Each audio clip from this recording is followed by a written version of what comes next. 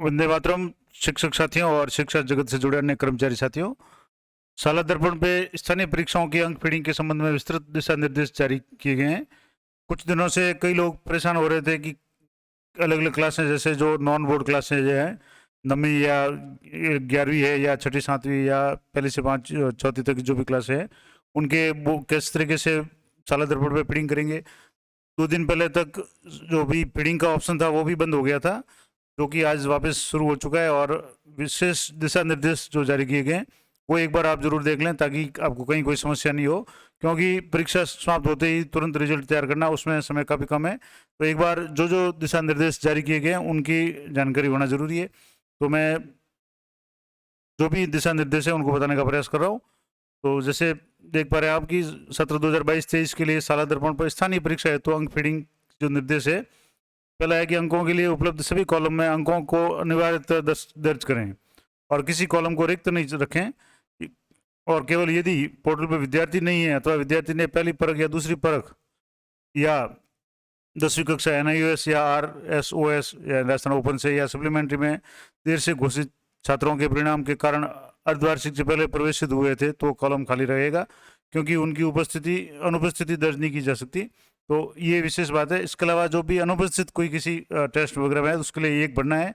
चिकित्सा यानी मेडिकल के कारण कोई है तो उसके लिए 2 अंकित करना है।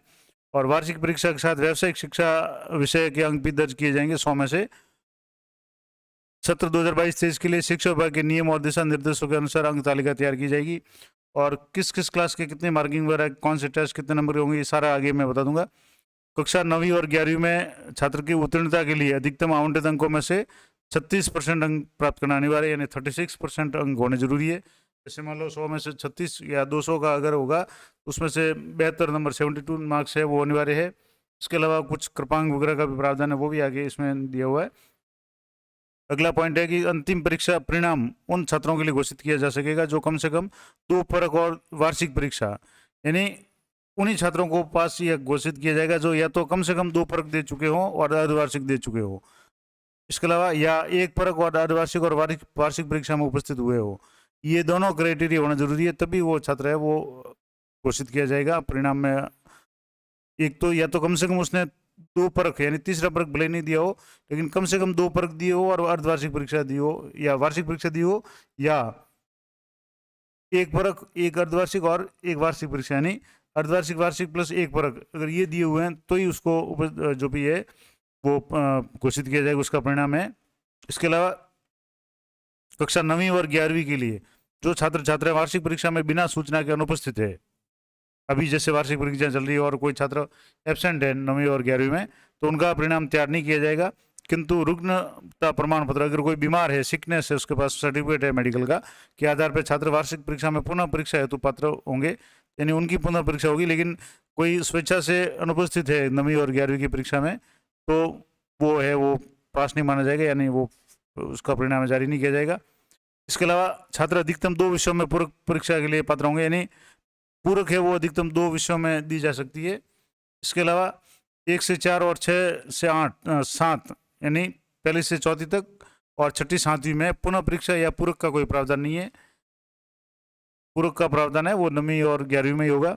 इसके अलावा ग्रेडिंग कक्षा 1 से 4 तक और 6 और 7 में होगी, और मॉड्यूल में अंकों की एकल प्रविष्टि को भी सेव किया जा सकेगा। इसके अलावा अधिकतम 2 विषयों में कृपांक, यानी जो ग्रेस मार्क्स है वो 2 अंकों में कृपांक अंक दिए जाएंगे, मैक्सिमम 2 विषयों में, और एक में अधिकतम 5% तक अंक दिए जा सकते हैं, और दोनों विषयों में मिला करके 2 + 2%, यानी 2% एक विषय में, 2% दूसरे विषय में, और कुल मिला करके अधिकतम एक में 5% तक जो भी है कृपांक दिए जा सकेंगे। इसके अलावा परिणाम देखने के लिए स्कूल लॉगिन में ड्राफ्ट विकल्प प्रदान किया जाएगा, और छात्र या कक्षा के परिणाम को लॉक करने के लिए वेरीफाई बटन प्रदान किया जाएगा, और उसके बाद किसी भी परीक्षा या विषय अंकों में संशोधन का कोई विकल्प नहीं है। इसलिए वेरीफाई का जो भी बटन है वो आप सबसे अंत में सब सही जांच करने के बाद ही इसको अप्लाई करें। और स्कूल को उपलब्ध कराए गए प्रारूप के अनुसार अनुरोध पर ऐसे स्कूलों के लिए CBO लॉगिन पर परिणाम अनलॉक का विकल्प प्रदान किया जाएगा, यानी फिर भी अगर कोई त्रुटि रह जाएगी या ऐसा कुछ होगा तो CBO लॉगिन से अनलॉक करवा सकेंगे। वो बात की बात है, कोशिश ये करें कि ऐसी नौबत आए नहीं कि CBO से अनलॉक करवाना पड़ेगा।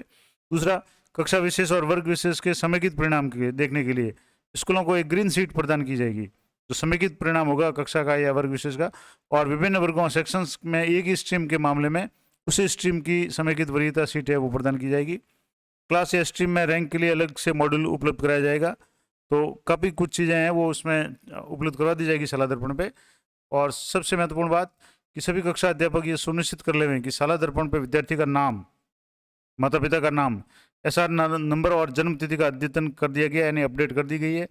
परीक्षा परिणाम वेरीफाई करने के पश्चात उसमें किसी प्रकार का बदलाव संभव नहीं है, इसलिए जो भी स्टूडेंट की डिटेल्स है वो एसआर के अनुसार है, वो सही कर लें, एक बार चेक कर लें।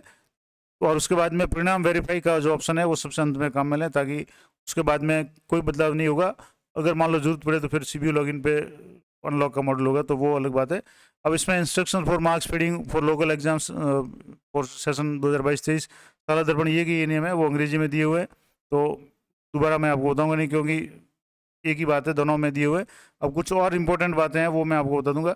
जैसे एक तो रिजल्ट जनरेशन फॉर पहली से तीसरी तक होलिस्टिक प्रोग्रेस रिपोर्ट है will be prepared at school level at per format, जो भी फॉर्मेट उसके अनुसार। और कक्षा 4 के लिए fill the grades of EVS और SA1 SA2 जो SA3 के हैं उनके आधार पे जो भी मार्किंग होगी। अब इम्पोर्टेंट बात एक और है कि 6ठी से 8वीं तक जो भी मार्किंग होगी वो किस तरीके से होगी, टेस्ट के नंबर कितने होंगे, RK SMB के नंबर कितने होंगे, या और कितने नंबर होंगे। तो जैसे RK SMB के सब्जेक्ट्स है वो 3 सब्जेक्ट है, हिंदी, इंग्लिश और मैथ्स। नॉन जो RK SMB के सब्जेक्ट्स है वो सामाजिक विज्ञान और थर्ड लैंग्वेज, सामान्य रूप से संस्कृत या उर्दू वगैरह जो भी लैंग्वेज है वो है नॉन RK SMB के। तो अब जैसे RK SMB के में हिंदी, इंग्लिश और मैथ्स गणित है, इनके पहला टेस्ट है वो 10-10 नंबर का होगा, दूसरा टेस्ट 10 नंबर का। RK SMB के फर्स्ट जो इसका मूल्यांकन है वो 30 नंबर का होगा, तो ये 30 और 10 40 और 1 50 हो गए।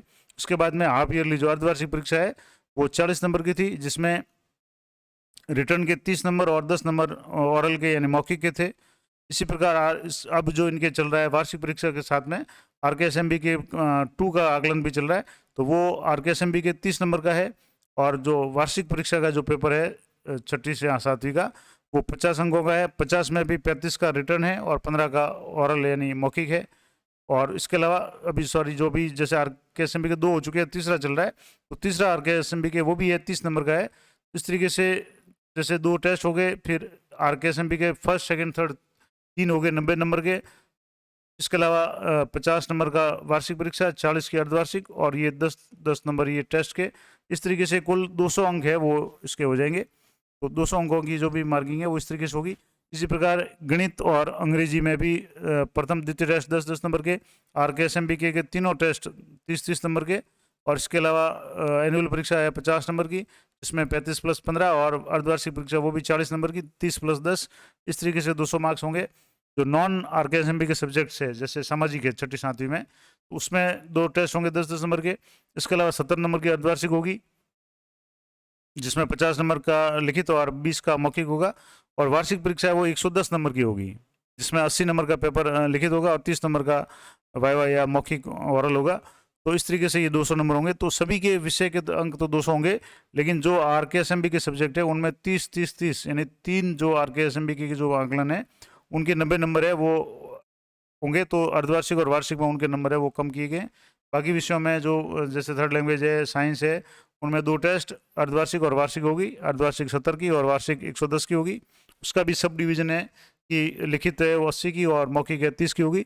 इस तरीके से ये सारे जो 6 विषयों के जो टेस्ट हो गए हैं 60 नंबर होंगे। इसके अलावा अर्धवार्षिक के भी 60 नंबर होंगे, RK SMB के 30-30-30 90 नंबर होंगे।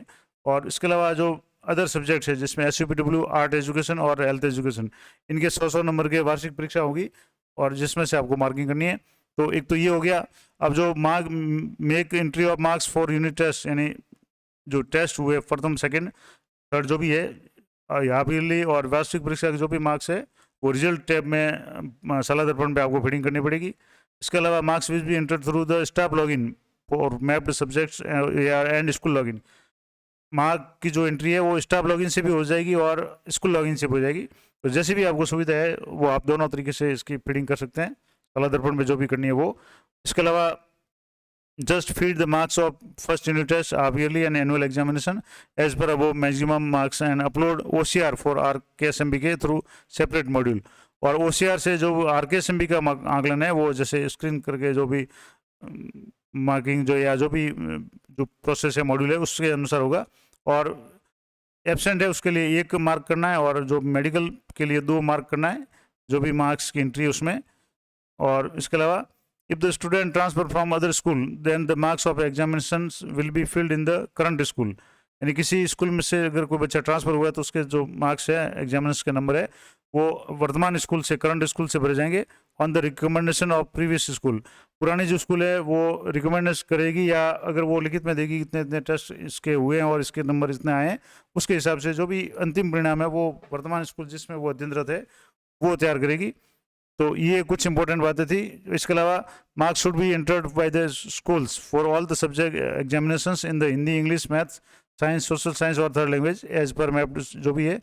और इसके अलावा only promotion option is there even the student get less than 36%, तो ये भी है। इसके अलावा ग्रेस वगैरह का वो ऑप्शन है छठी सातवीं के लिए नहीं होगा। और जो ग्रेडिंग है वो जैसे कुछ विषय में ग्रेडिंग होगी तो ग्रेडिंग के लिए जैसे 0 से 30% है ई, 31 से 50 डी, 51 से 70 तक सी, 71 से 85 तक बी और 86 से 100% तक है वो ए ग्रेड होगी ये। इसके अलावा जो भी दिया हुआ है अब कक्षा 9th का जो भी पैटर्न है मार्क्स डिस्ट्रीब्यूशन का पैटर्न है वो कैसा रहेगा। तो 9th में हिंदी, इंग्लिश, इसके अलावा मैथ्स, सोशल साइंस, साइंस और थर्ड लैंग्वेज इन सभी में प्रथम टेस्ट 10 नंबर का, सेकंड टेस्ट 10 नंबर का, हाफ ईयरली 70 नंबर की और थर्ड टेस्ट 10 नंबर का, यानी 70 + 10 + 10 10 यानी ये 100 हो गए। और 100 नंबर की वार्षिक परीक्षा एनुअल एग्जाम होगा। इस तरीके से प्रत्येक पेपर है वो 6 जो विषय है वो 200 नंबर के होंगे। अदर जो सब्जेक्ट है जिसमें हेल्थ और फिजिकल एजुकेशन है उसमें 100 नंबर का होगा पेपर और वो उसमें ग्रेडिंग होगी। राजस्थान का स्वतंत्रता आंदोलन और शौर्य परंपरा ये भी 100 नंबर की, कॉन्सेप्ट और इंफॉर्मेशन टेक्नोलॉजी ये भी 100 नंबर, SUPW 100 नंबर और आर्ट एजुकेशन 100 नंबर। इनकी सारों की ग्रेडिंग होगी जो भी नॉन जो ये टीचिंग विषय इनमें की। और जो मेन सब्जेक्ट 6 है इनके 200 में से अंक दिए जाएंगे। और जिनकी भी जो एंट्री है टेस्ट की, हाफ ईयरली की, एनुअल एग्जाम की एंट्री है वो रिजल्ट टैब में करनी है प्रत्येक सब्जेक्ट की। और इसमें भी दोनों ऑप्शन है, जो स्टाफ लॉगिन से भी हो जाएगी, स्कूल लॉगिन से भी हो जाएगी। और बाकी सारे नियम जैसे कोई एब्सेंट है तो उसके लिए ये करना है, बाकी मेडिकल के लिए 2 करना है। तो ये है। और भी अगर कोई इंपॉर्टेंट बात होगी तो मैं बता दूंगा। तो ये इस तरीके से ये पूरे निर्देश थे। ये सारी जो PDF है मैं आपको अपने टेलीग्राम चैनल पे उपलब्ध करा दूंगा, वहाँ से देख सकते हैं। अगला जो हमारा है कि 11वीं क्लास का जो पैटर्न कैसा रहेगा या मार्किंग कैसे रहेगी। तो 11वीं क्लास के लिए हिंदी में प्रथम टेस्ट 10 नंबर का, सेकंड टेस्ट 10 नंबर का, थर्ड टेस्ट 10 नंबर का और हाफ ईयरली 10 नंबर की जो नॉन प्रैक्टिकल एग्जाम है विषय है। और वैसे जैसे हिंदी इंग्लिश है दोनों है तो इसमें नॉन प्रैक्टिकल है तो इसमें 70 नंबर की थ्योरी होगी और 10 के 3 टेस्ट होंगे 100 नंबर और 100 नंबर की वार्षिक परीक्षा होगी। इस तरीके से प्रत्येक पेपर है वो या विषय है वो 200 नंबर का होगा। 3 जो ऑप्शनल सब्जेक्ट होंगे जिसमें अगर थ्योरी का सब्जेक्ट है जैसे मान लो हिस्ट्री, पॉलिटिकल, हिंदी वगैरह है तो इसमें 3 टेस्ट होंगे 10 नंबर के, 70 नंबर की अर्धवार्षिक और 100 नंबर की वार्षिक परीक्षा होगी। लेकिन अगर कोई थ्योरी का पेपर है और जिसमें प्रैक्टिकल है जैसे मान लो ज्योग्राफी है या साइंस का कोई सब्जेक्ट है, फिजिक्स, केमिस्ट्री, बायो वगैरह, इसमें 10 नंबर के 2 टेस्ट होंगे, 50 नंबर की जो थ्योरी होगी अर्धवार्षिक में और 20 नंबर का प्रैक्टिकल होगा। इसके अलावा थर्ड टेस्ट 10 नंबर का, एनुअल एग्जाम है उसमें 70 नंबर की थ्योरी और 30 नंबर का प्रैक्टिकल होगा। टोटल मार्क्स 200 होंगे। और कोई स्पेशल सब्जेक्ट है उसमें जैसे 2 टेस्ट होंगे 10 नंबर के, हाफ ईयरली 20 नंबर की और 50 नंबर की जो भी प्रैक्टिकल होगा। और थर्ड टेस्ट 10 का, थ्योरी है वो वार्षिक में 30 और प्रैक्टिकल 70, ये भी 200 अंक का होगा लेकिन ये स्पेशल होगा। और टाइपिंग है अगर हिंदी इंग्लिश में तो वो भी उसका भी 200 मार्क्स का जो क्राइटेरिया है वो सेम जो रहेगा। इसके अलावा जो अदर सब्जेक्ट्स है, आज़ादी के बाद का स्वर्णिम भारत, ये 100 नंबर का होगा, वार्षिक परीक्षा का पेपर इसमें होगा और इसमें भी ग्रेडिंग दी जाएगी। और जीवन कौशल है इसमें भी ग्रेडिंग दी जाएगी 100 नंबर में से। इसकी भी जो एंट्री है वो भी आपको रिजल्ट टैब में करनी है और जिसमें यूनिट टेस्ट के, हाफ ईयरली के, एनुअल एग्जाम के जो भी मार्क्स है वो फीडिंग करनी है। और अगर इसमें लिखा हुआ कि even after result reset data student are not shown for marks, अगर मान लो रीसेट डाटा करने के बाद भी स्टूडेंट मार्क्स की एंट्री का शो नहीं हो रहा है तो check whether the optional subject are mapped in format 7, तो प्रपत्र 7 है उसमें ऑप्शनल सब्जेक्ट आपने मैप किए नहीं करें वो एक बार जरूर देख लें। अगर मान लो आप मार्क्स की फीडिंग करते हैं और स्टूडेंट्स का नाम नहीं आ रहा है या कुछ स्टूडेंट का नाम छूट रहा है तो आप प्रपत्र 7 जरूर देखें, जिसमें जो ऑप्शनल सब्जेक्ट का है, जैसे 11वीं 12वीं में, तो वहाँ अगर ऑप्शनल सब्जेक्ट आपने फीड नहीं किए हैं तो उन स्टूडेंट का नाम शो नहीं होगा, तो ये जरूर देखें। इसके अलावा सम स्टूडेंट जो है चूज इन वोकेशनल सब्जेक्ट, जिसमें किसी ने वोकेशनल सब्जेक्ट चूज किए, तो उनके लिए भी जो भी ऑप्शनल वगैरह है फर्स्ट सेकंड थर्ड, उसका जो भी है वो अलग अलग से मार्किंग यहाँ जैसे दी हुई है वोकेशनल वगैरह का, तो वो आप विशेष रूप से ध्यान रखें। बाकी सामान्य निर्देश है कि एब्सेंट के लिए 1 दर्शाना है, कोई स्टूडेंट मेडिकल पे है या तो उसके लिए 2 दर्शाना है, और इस तरीके से ये सारे जो नियम है, ये पूरी PDF है वो आपको टेलीग्राम चैनल पे मिल जाएगी। अब इसमें भी अगर आपको कुछ कन्फ्यूजन होता है तो इसमें लिखा हुआ नीचे कि aforesaid information is to facilitate teachers for filling marks and generate result on Saladarpan.